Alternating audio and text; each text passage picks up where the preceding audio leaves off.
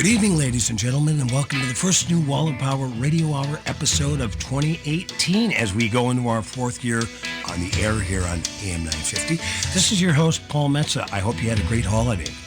As a musician, I have been fortunate to meet people from all walks of life.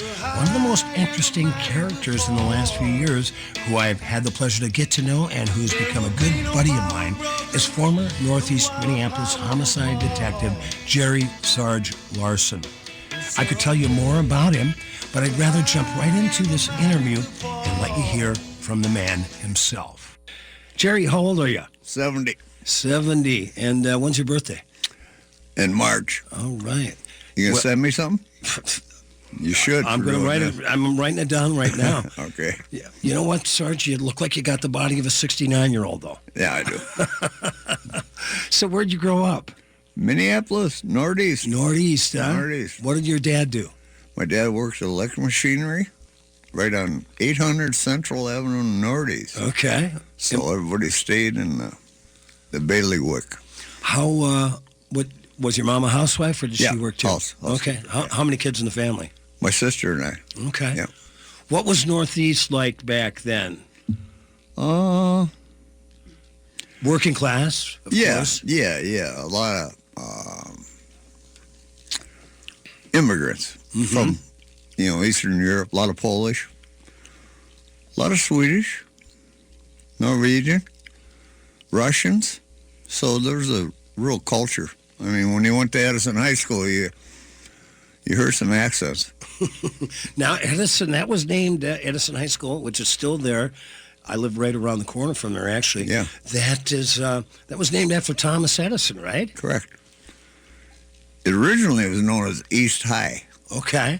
And then about 1928 or so, it was changed to Edison. Okay. So what did you do when you were growing up as a kid? Did you have a paper route or did you mow lawns? Or Paper route, played ball all day long. Lived right across the street from the park. All my buddies played. So we were baseball, basketball, football, the whole deal. Did you get to the river? Did you do any fishing over by the Mississippi? We didn't do much fishing. Okay. Yeah. So what, there was movie theaters all over Northeast, wasn't there? There were a few. The Ritz and Hollywood. Yeah. Then you had the Heights right across the border. Did you go to movies as a kid? Oh, yeah. What were some of your favorite ones? Do you remember The any? Saturday matinee at the Hollywood. Okay. Cost a dime to get in. Creature from the Black Lagoon. My all-time favorite. Okay. That's cool. They just kind of reopened the Hollywood for an event last Saturday that I was at. Yeah, I heard that. Yeah, I was up. How's it look? It's all cleared out, all the chairs that were on the floor, but it's a work in progress. But they got the lights on. You've probably driven by. They got the lights back on. And I've been over for a long time. It's cool. When I moved to town in '78, I started going to movies there then. Yeah. And the gal, Jackie Sullivan, may she rest in peace, who I went out with, her mom and dad used to date and go to movies there. Yeah. Back in the 50s. Sure. So you got to high school. Were you playing on the high school teams? Oh yeah. What positions? Baseball, I was a first baseman pitcher. Basketball, I was a power forward. Football, I was a wideout receiver. Wow. Yeah. Triple threat. Yeah. Yeah. What was? How many kids were in your class at Edison? 420. Wow. Something like that. That was in the mid-60s. Yeah. Yeah. So what year did you graduate? 66. Okay. And you did a little time in the Army. Yep. So when you got back from Vietnam, what did you get immediately into becoming a policeman? No, I waited 6 months. Went from the frying pan to the fire in 6 months. How did you start as a cop? I started by filling out an application in the back row of the Sun driving on 29th and Central.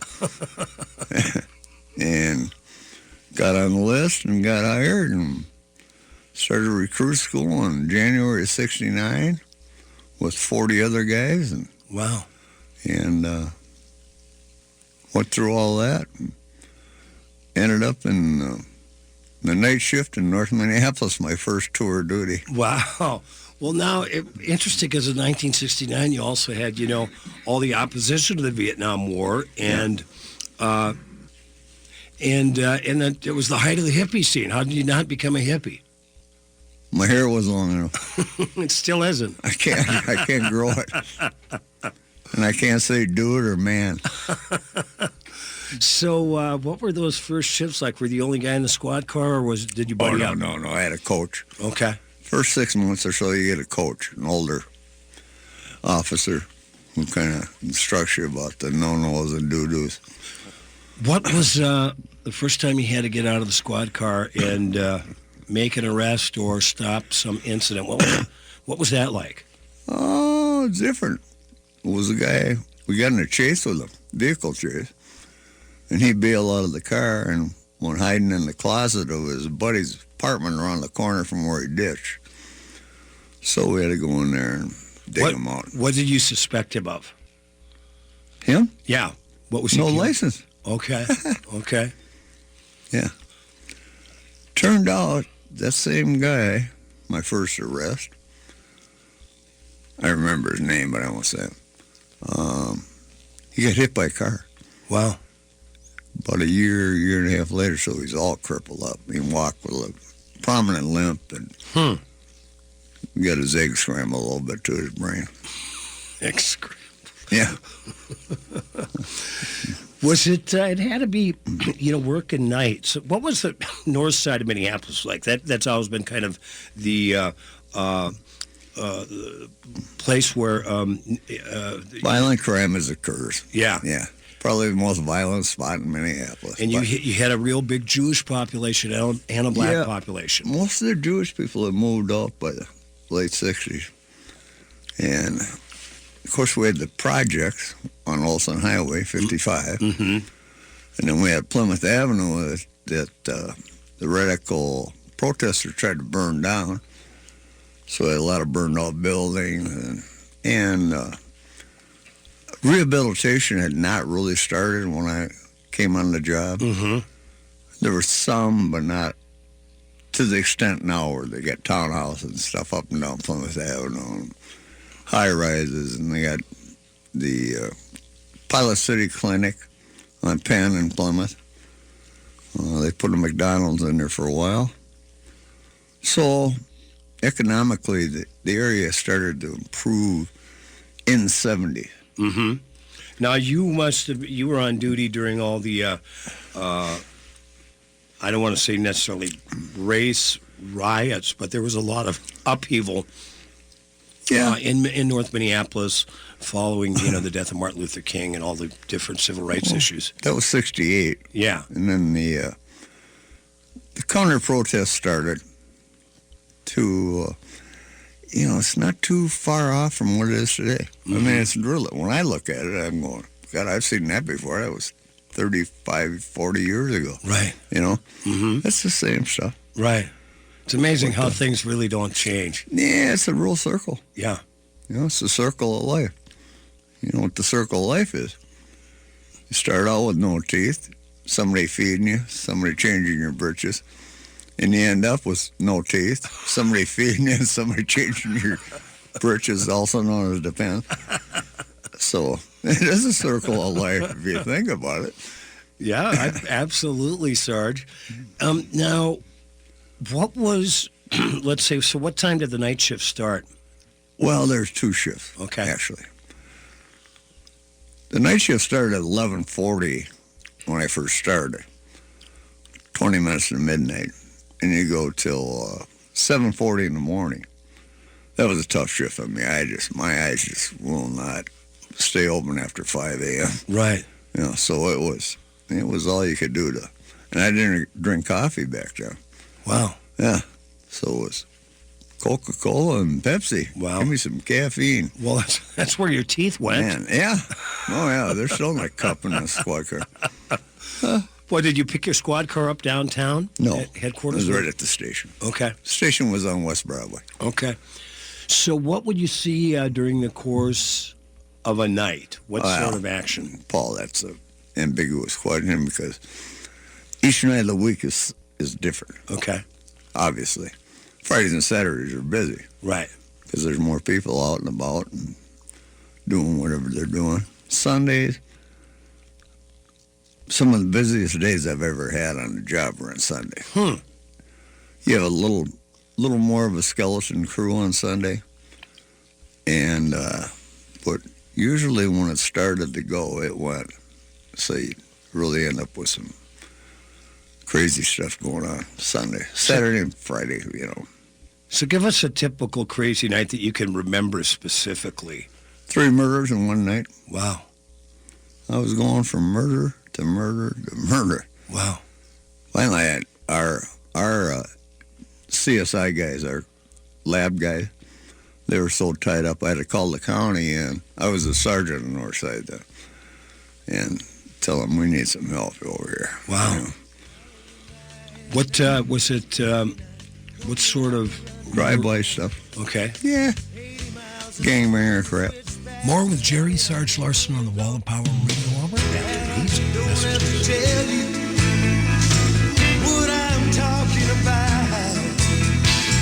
You wake up every morning. Some days you wanna scream and shout.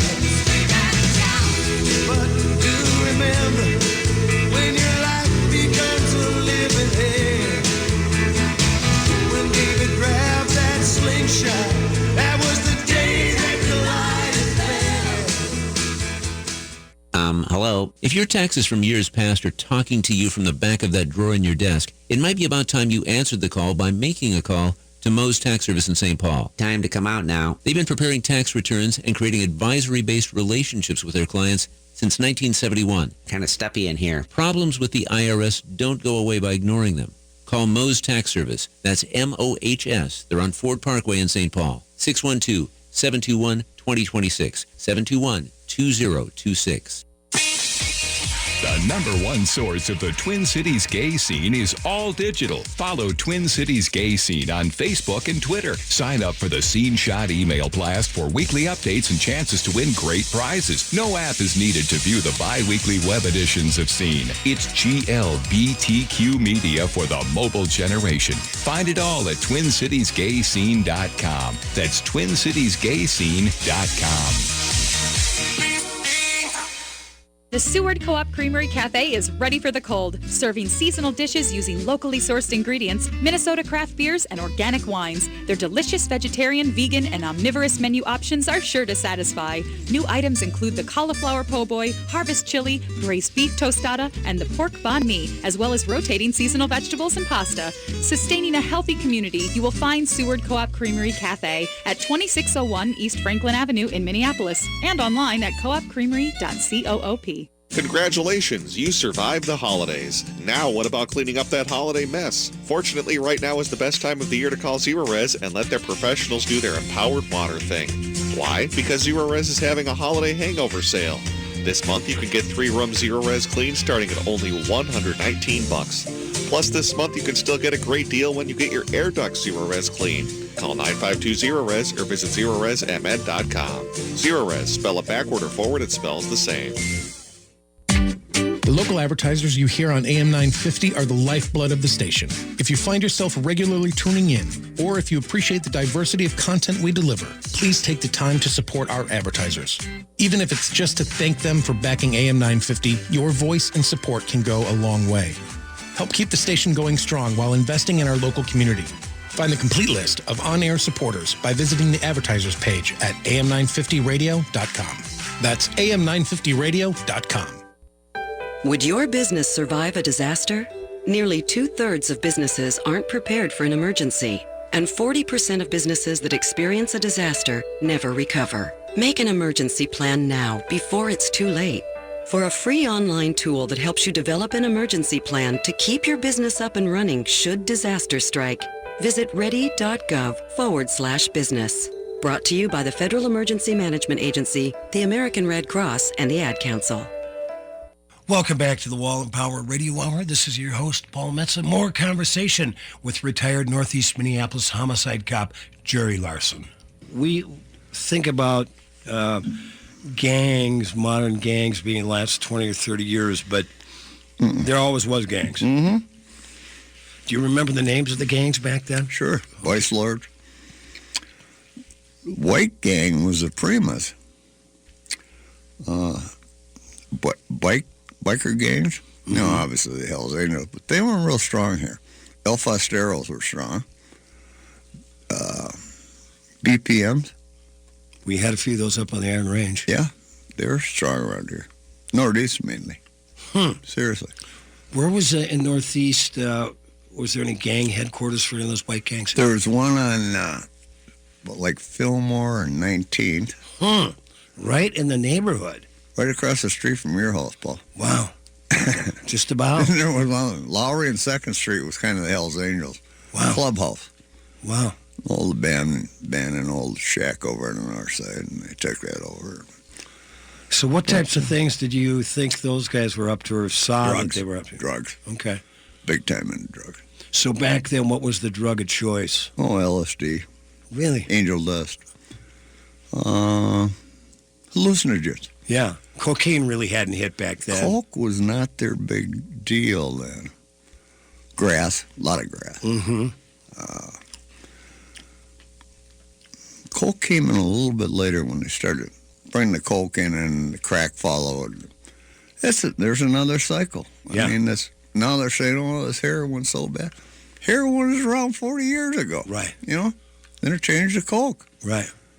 You know, 5 years it'll go from heroin to coke or whatever. Mm-hmm. You know?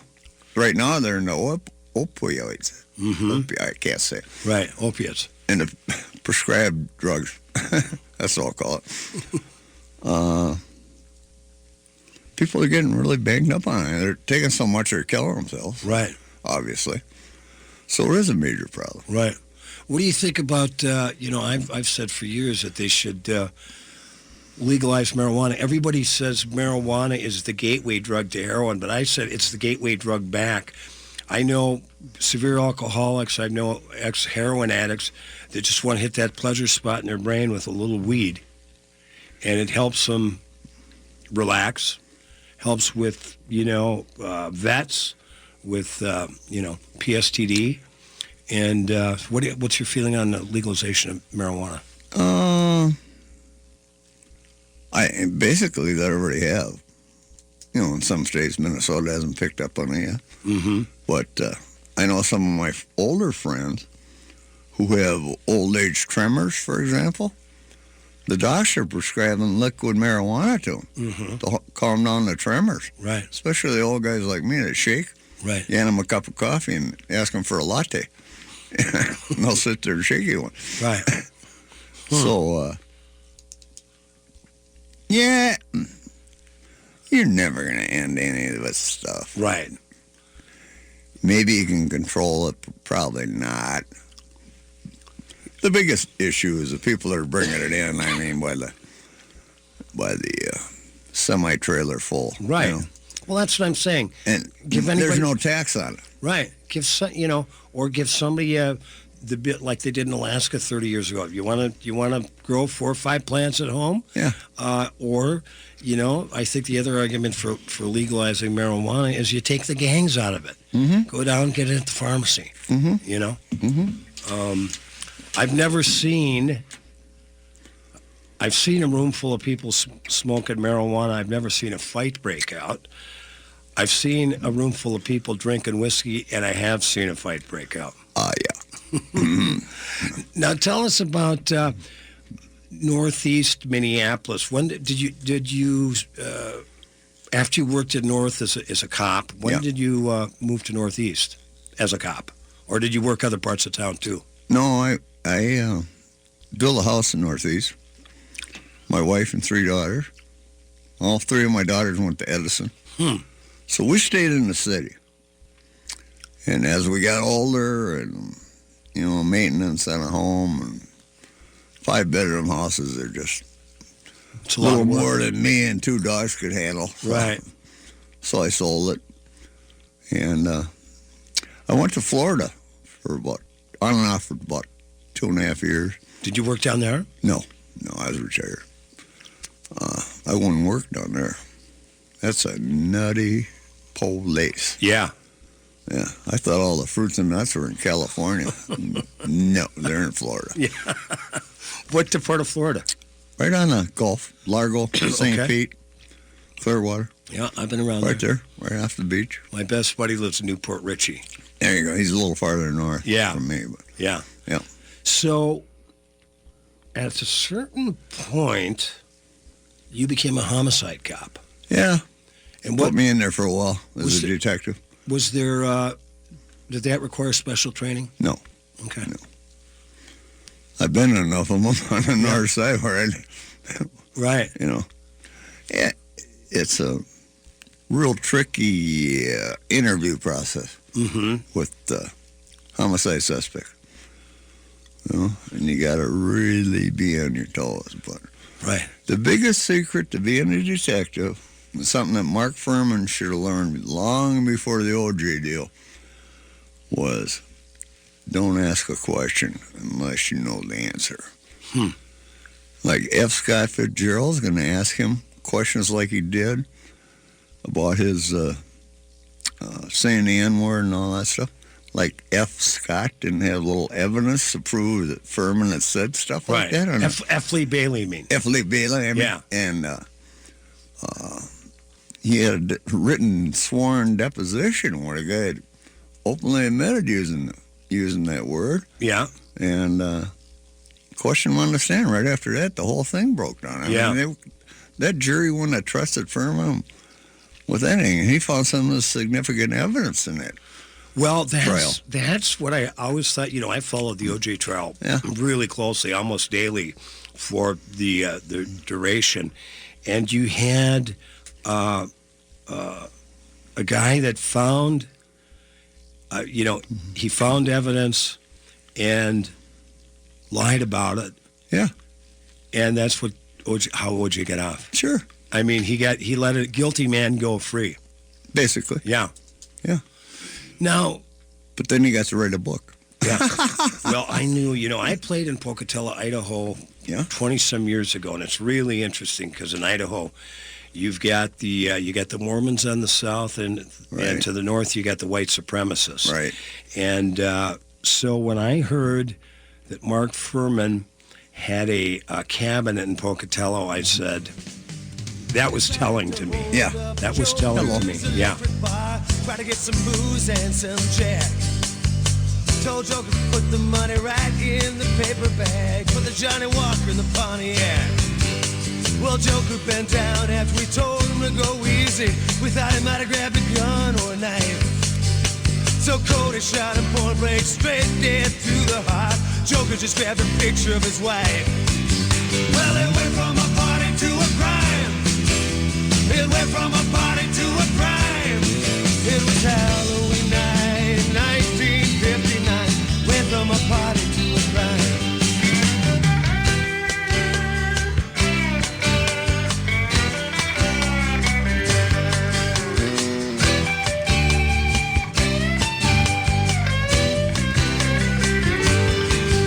Well, it went from a party to a crime. It went from a party to a crime. It was Halloween night, 1959. We served our country like those before us. It was a dangerous area. All of Vietnam was dangerous. The carnage of war left an indelible mark on me. We came back and built lives. As time went on, we faced new challenges and found support to handle them. I went to the VA, talked to my doctor. I started doing groups. I started doing one-on-one counseling. At MakeTheConnection.net, you can hear our stories and find tools and services available to you. The #1 source of the Twin Cities gay scene is all digital. Follow Twin Cities Gay Scene on Facebook and Twitter. Sign up for the Scene Shot email blast for weekly updates and chances to win great prizes. No app is needed to view the bi-weekly web editions of Scene. It's GLBTQ media for the mobile generation. Find it all at TwinCitiesGayScene.com. That's TwinCitiesGayScene.com.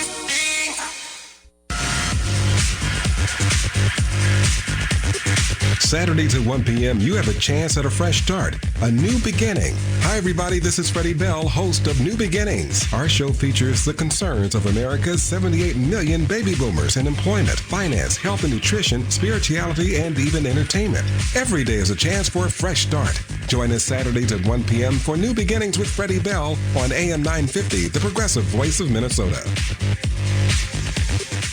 Only in the forest can you see this.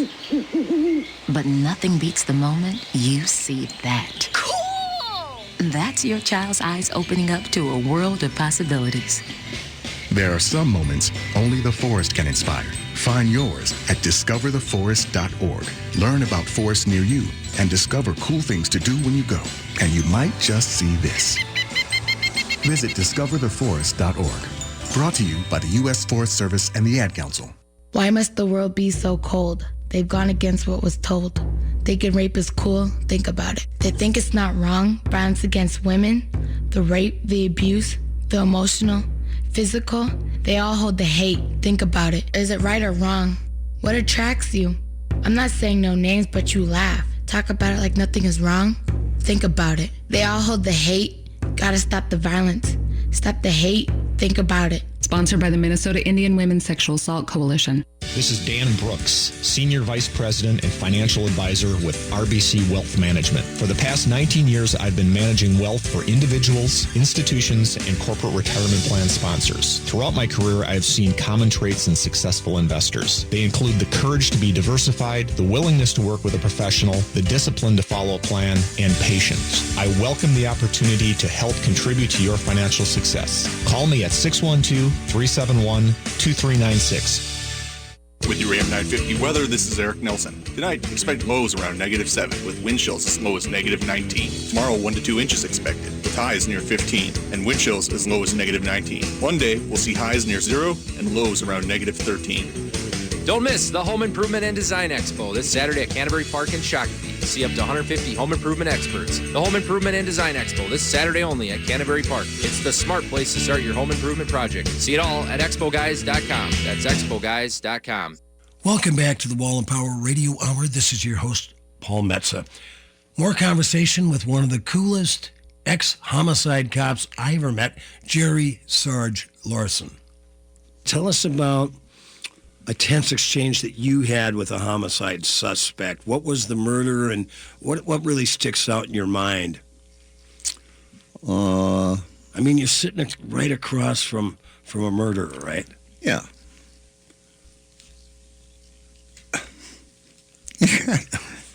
You got to kind of keep a sense of humor. This guy had killed this drug dealer in the drug dealer's kitchen. And the dealer's 7-year-old son was there. And what did he kill him with? Pistol, 30. Okay. And after they shot the dealer, they had the 7-year-old kneel down over his father's body in a praying position. They shot him in the back of the head. Wow. So we had the father laying there with the kid laying over him. Wow. And how sad is that? It's one you got to choke down. Yeah. Because you see a 7-year-old there, like, he's going to identify the guy. He probably would have, but that's what they kill him. And talking to this guy, like, the kid just, any question I asked him about the kid, he just blew it off, like, yeah, it ain't no big deal, you know, that kind of shit. Pardon my language. Yeah. But he's cold. Man, he was cold. He was denying it, right? Oh, yeah. Staring right at you. Wow. And then there's the funny ones. I mean, there's some now, let me ask crap you just, that comes out of them that... Let me just go back to that one. So what kind of drugs did he get and how much money for these two murders? Crack. Yeah. You know, a couple of bags of crack. Yeah. Wow. And the dealer held the money and didn't pay off the supplier. You know what the gangbangers say? If you don't do the work will do you. That's why they go out and spontaneously murder people, and they go, this is doing the work. Wow. So you were about to say about some of the quote-unquote funnier ones. Yeah. The interviews. Tell us about that, sir. One of my partners was interviewing a guy on a robbery case, and the guy was new in town. He did about 7 mom-and-pop corner groceries. Well, we had started the camera program. In other words, when you pull the last 20 in the till out without shutting off the camera started clicking pictures. I mean, they were color right there. What year was that, Sarge? Oh, Paulie.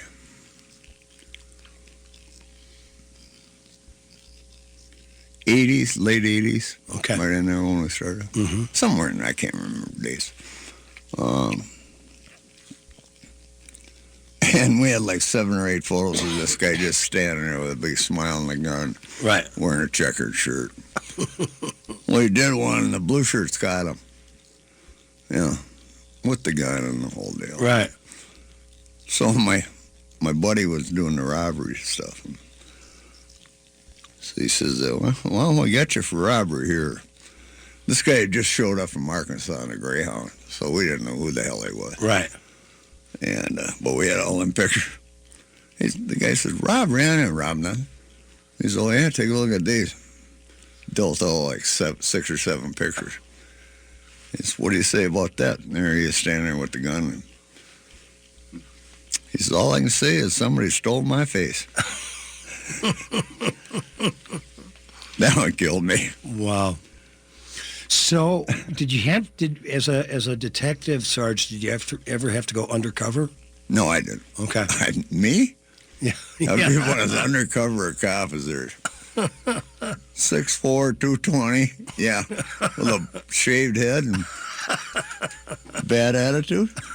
Yeah, I wouldn't have lasted too long undercover. So, Sarge, to go from laughing about this to a real serious subject. Yeah. You've been married twice. Yeah. But you lost your first wife in a horrific event. Yeah. Can you tell us a little bit about that? Well, she was on vacation in Hawaii with my oldest daughter. And how old was she at the time? What was her name? Joanna. Joanna. And she's going to talk. My daughter was going to get divorced. She was in her early 20s. And the night they got there, they were down in the bar having a couple and yakking. And Joanna went back to the room first, and this guy followed her, kicked in the door. She woke up, and he stabbed her in the heart. She died on the stabilization table at the hospital. So it was a 2-week nightmare just to get her body back. And was he there to rob her? Yeah, took the jewelry. So. Crackhead, 42 priors. Wow. Kansas City, Missouri. Relocated in Honolulu. But it was, yeah. And that's about all I got to say about that. He's still in prison, right?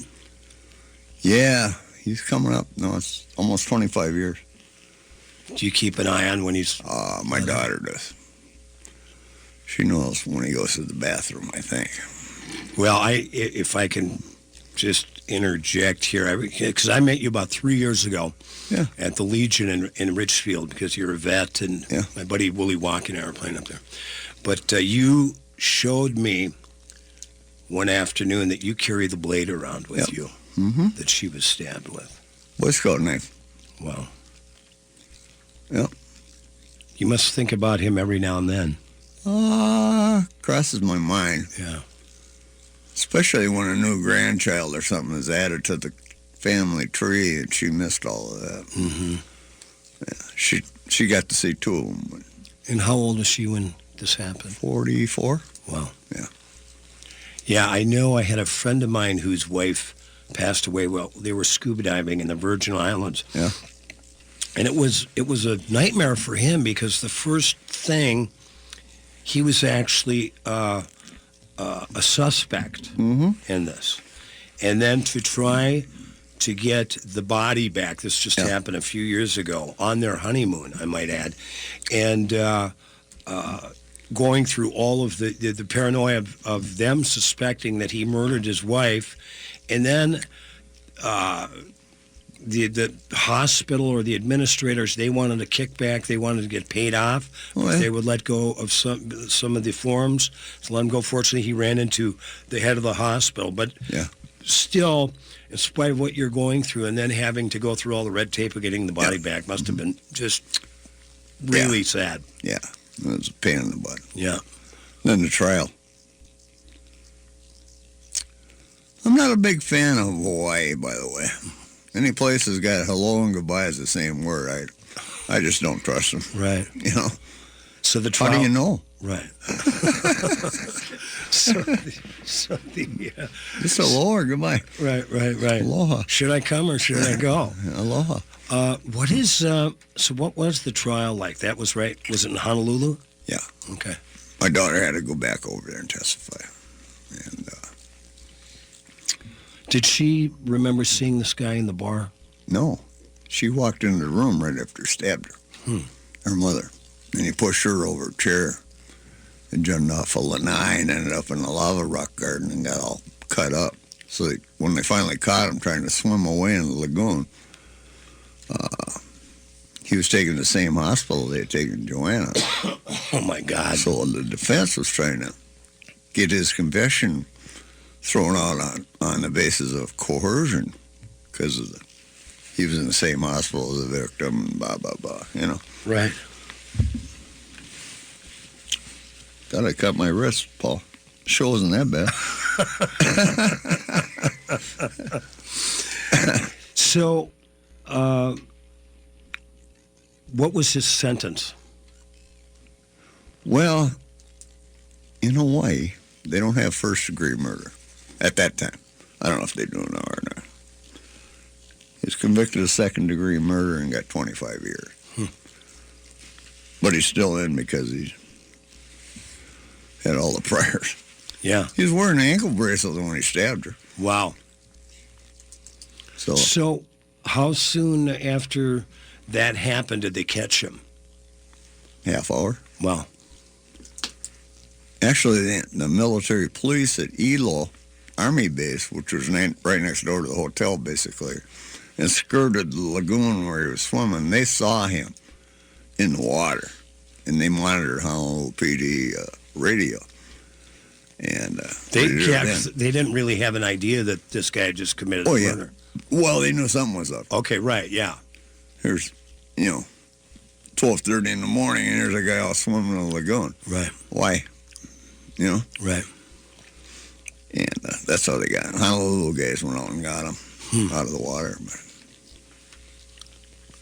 Well, I can't imagine going through that. I've lost a family member in a very tragic accident in Alaska. And I recently, in July, had a childhood friend of mine who was strangled by her niece. Yeah. So I've been close enough to that. As a cop and as a homicide cop, I'm sure you had to go to more than one family and say somebody's deceased or this is where we're at with the investigation. Normally, we had a chaplain court that did that. Okay. To make death notifications, or the coroner's office. And actually, the coroner's office are the ones that have to notify the next of kin. That's their dirty job and all the other crap. Right. Forensics. But, it's a tricky little subject. Yeah. You got to be real careful playing with people's emotions like that. Right. Well, you have to be, when you think about what a job with a homicide cop that entails. I mean, you've got the danger, you've got the intrigue. I'm sure there's parts of it. As a homicide detective, there's not any danger. You're getting a dead body normally at a scene. It's already been secured. You're showing up to collect evidence and make sure the scene's properly taken care of. Homicide guys direct the CSI guys around, what they think is pertinent to the situation, like shell casings or locations and stuff like that. But, nah, other than being locked up in a room with the suspect and trying to interview him. Right, right. Normally that doesn't happen alone. Stay tuned to the Wall of Power Radio Hour. We will be back after these messages. Cody said, Johnny, I can never go back. You know, I didn't really leave nothing behind. The shots came from the gully like fire from the gates of hell. Hit Cody at his only blind side. And I held him in my handcuffs in the back of the bubble top. I know he was singing when he died. So I sit behind bars in this Dakota Reform School, and I swear at the world to let Cody go. And in my dreams we're driving 80 miles an hour. Hank Williams on the radio. Well, he went from a party to a prime. When is the best time to talk to your family about staying in touch during a disaster? When floodwaters reach your door? When wildfires are engulfing the edge of your neighborhood? Or an earthquake is destroying buildings? Or is the best time perhaps today? During a disaster, you may not be able to stay in touch with your family or friends as easily as you think. Go to ready.gov/communicate and make your emergency plan today. Don't wait. Communicate. Brought to you by FEMA and the Ad Council. Burger Mo's is the perfect neighborhood gathering spot before and after Excel Center events or anytime. Mo is serious about burgers, offering 20 fresh, never frozen varieties. Burger Mo's also offers delicious appetizers, soups, salads, as well as unburgers, dogs, paninis, shakes, and desserts. Not to mention more than 60 beers on tap and happy hours twice daily. Burger Mo's is located at 242 West 7th Street in St. Paul with plenty of free parking and online at burgermos.com.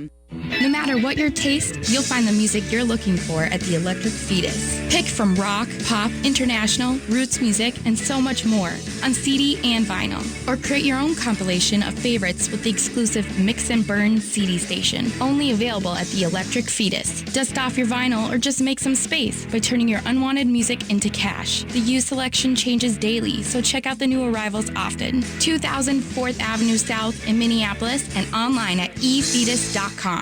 The fine folks at Common Good Books will help you find the perfect book for you or the book lover in your life. Find a huge selection from a locally owned and independent bookseller in the Twin Cities. They are always bringing in top authors from around the globe for special in-store events. Open Monday through Saturday, 9 a.m. to 9 p.m. and Sundays, 10 a.m. to 7 p.m. Find Common Good Books at 38 South Snelling Avenue in St. Paul or shop online at commongoodbooks.com. Chocolat Celeste is a true celebration. This is Colette, and we've created 2 themed chocolate collections for this year's football playoffs. These chocolates are the world's finest artisan chocolates with distinct, unforgettable flavors that will sweeten your team's victory and soften the sting of defeat. Having a party? Skol! Check out our football-themed chocolates. We're an approved vendor through the NFL Business Connect program. Call 651-644-3823 or visit chocolateceleste.com. What kind of a jackass would let an animal pick their insurance? Did you really think a lizard could save you money on car insurance? Would you let a duck pick your health policy? Insurance can be a zoo, but this is ridiculous. What you really need is an insurance agent that isn't looking out for the insurance companies. You need Cheryl at Array, an independent agent with 30 years experience looking for the best rate possible. Quit monkeying around and call 763-504-3067. That's 763-504-3067 for Cheryl at Array, representing you, not the insurance companies.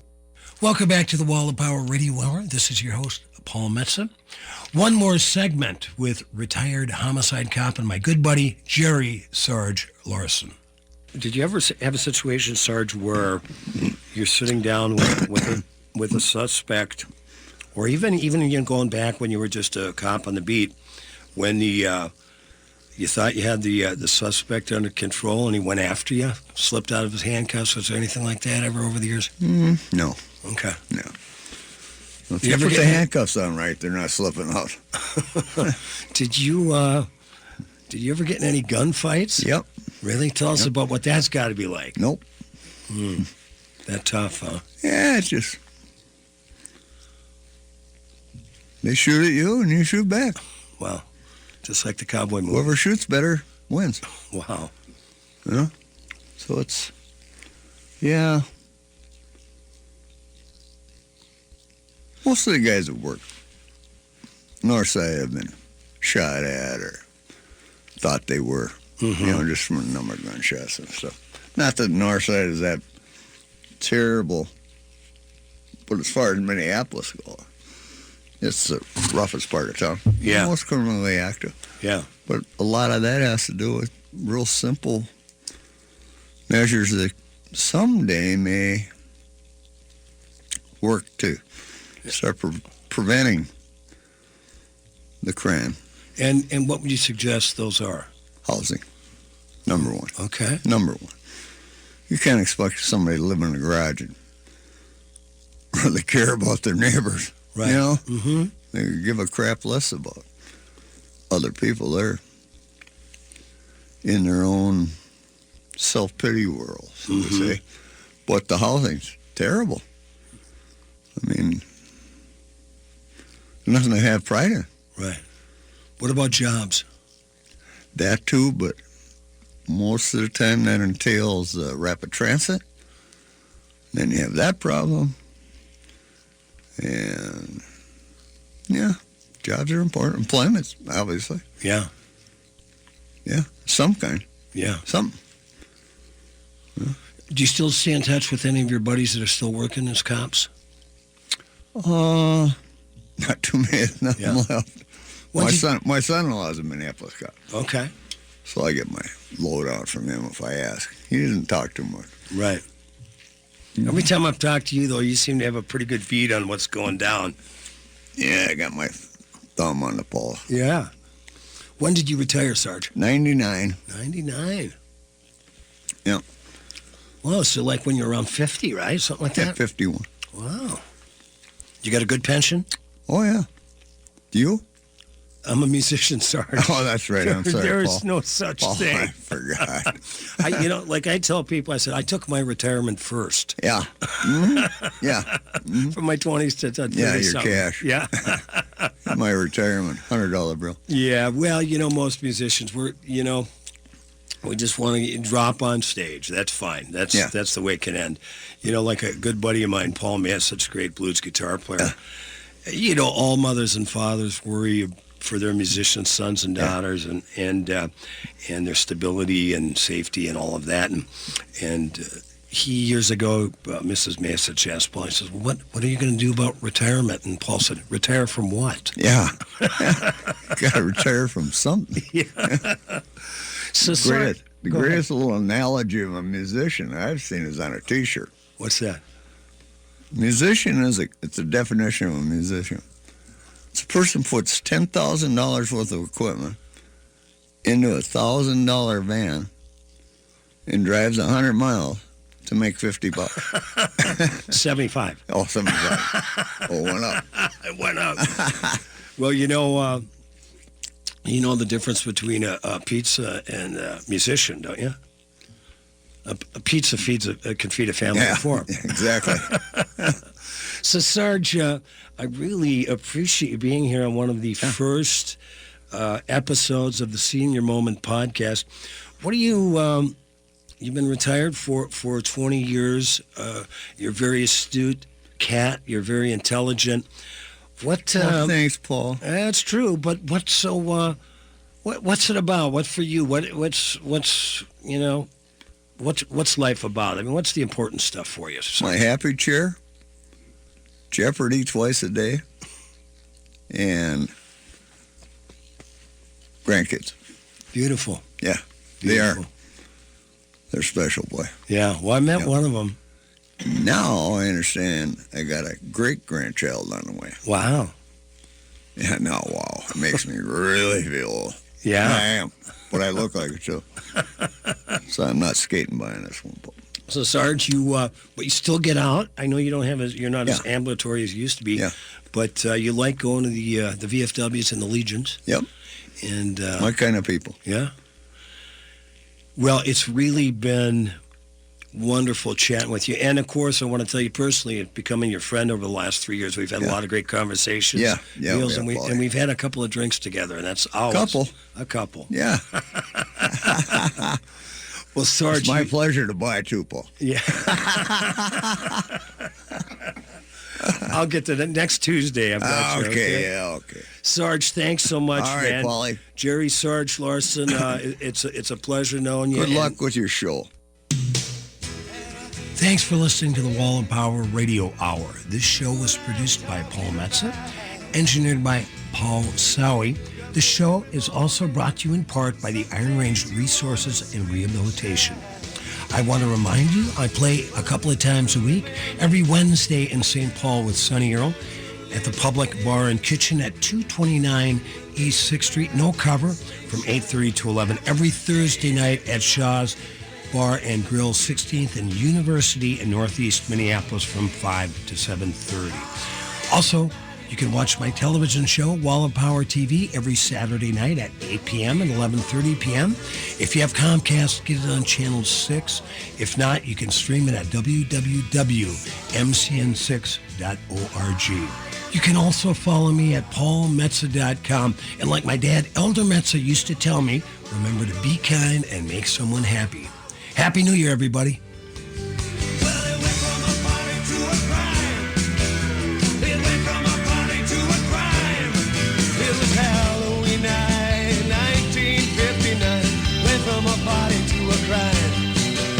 There was a race on the highway to outrun the black and white. They were waiting for us at the county line. Cody said, Johnny, I can never go back. You know, I didn't really leave nothing behind. The shots came from the gully like fire from the gates of hell. Hit Cody at his only blind side. And I held him in my handcuffs in the back of the bubble top. I know he was singing when he died. So I sit behind bars in this Dakota Reform School, and I swear at the world to let Cody go. And in my dreams we're driving 80 miles an hour, Hank Williams on the radio. Well, it went from a party to a crime. It went from a party to a crime. It was Halloween night, 1959. Went from a party to a crime. Well, it went from a party to a crime. It went from a party to a crime. It was Halloween night, 1959. Went from a party to a crime. It went from a party to a crime. It went from a party to a crime. It went from a party to a crime. It went from a party to a crime. It went from a party to